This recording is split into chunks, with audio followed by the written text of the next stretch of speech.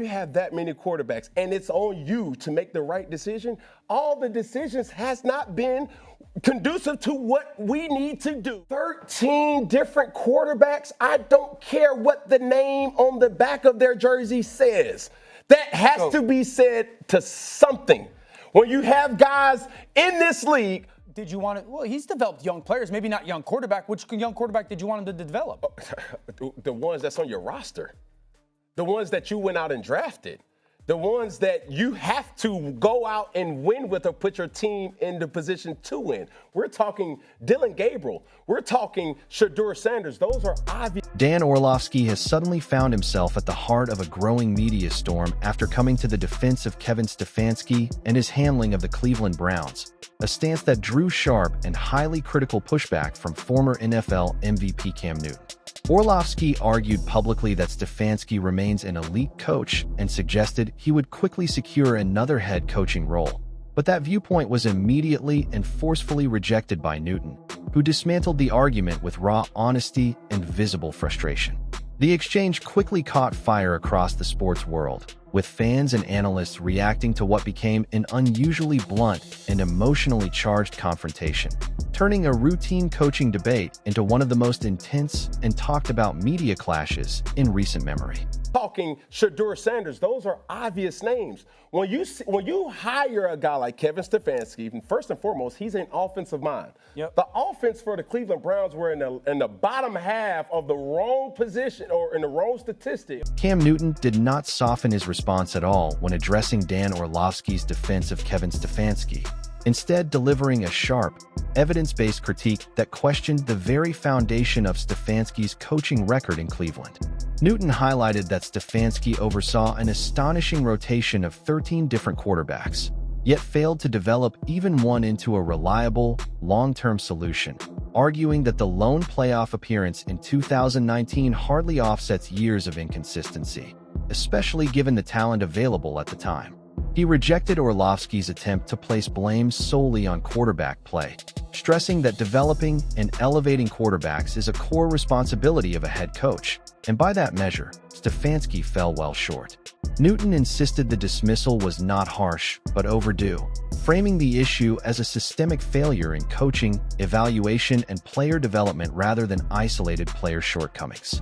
He reinforced this point by pointing to the handling of Shedeur Sanders, a highly rated young quarterback who was brought in with promise but denied first-team reps in training camp, a decision Newton described as emblematic of Stefanski's flawed approach, as it deprived a developing player of vital learning time, chemistry building, and exposure to the speed and demands of the NFL. And then suddenly you throw him into the start lineup, and he hasn't had any reps with the first team at all. Think about that. So you're just going to throw him to the wolves. What followed was a near textbook example of mismanagement, as Kevin Stefanski pushed Shedeur Sanders into live game situations with minimal preparation, effectively expecting him to succeed without the necessary reps, structure, or support. Yet even under those conditions, Sanders showed remarkable toughness, commitment, and raw ability, studying relentlessly and maximizing every limited opportunity he was given. When real signs of progress began to appear, however, Stefanski's decisions repeatedly undercut that momentum, most notably against the Tennessee Titans, where Sanders delivered one of the standout performances of the season by throwing 4 touchdown passes and dragging Cleveland back from the edge of defeat with composure, accuracy, and leadership. With the Browns poised to close out the game and momentum firmly in their favor, Stefanski made a baffling call, removing Sanders at the most critical moment and shifting the offense away from the quarterback who had carried the comeback, a decision that completely derailed the final drive and directly contributed to a loss that should have been avoided. The issues did not stop there, as growing reports suggest Stefanski fostered a damaging culture in which players who challenged decisions were marginalized, with allegations that he removed players from games or even the active roster by listing them as injured despite being fit to play. Most troubling were claims that Sanders himself was twice listed as injured under questionable circumstances, seemingly as a way to keep him off the field, a move that, if true, reflects a serious breakdown in trust and professionalism and reinforces the broader criticism that these failures were rooted not in player performance, but in coaching judgment and accountability. Up and have felt it throughout individuals, so took a look at it.